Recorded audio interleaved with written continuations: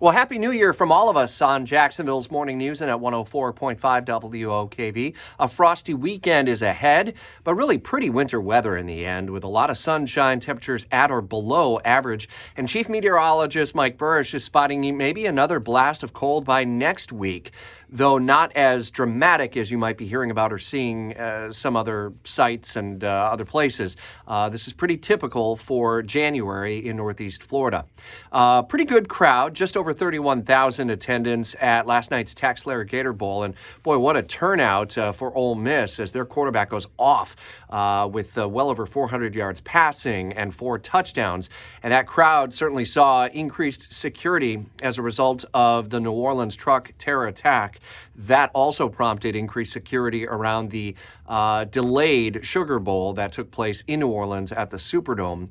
Thankfully, neither event with any major incidents of any kind. We're continuing to follow the latest on the FBI investigation into the attacker in New Orleans and also the investigation separately into that Tesla Cybertruck that exploded outside of the Trump Hotel in Las Vegas.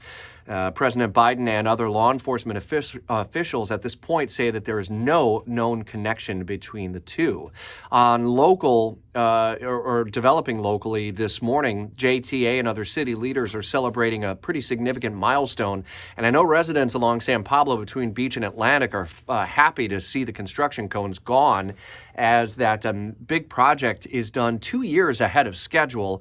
It's enhancing safety in the community and also mobility. And that was really the main focus for JTA on this because you've got all the foot traffic with school and whatnot.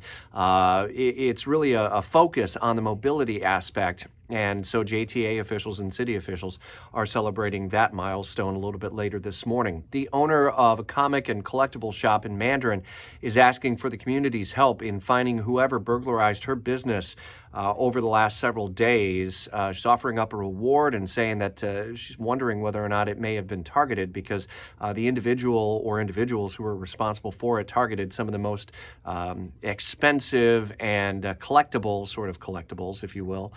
And so we have new information on that story and a description as we gather it at WOKV.com under local news. We're headed into the first full weekend of the new year.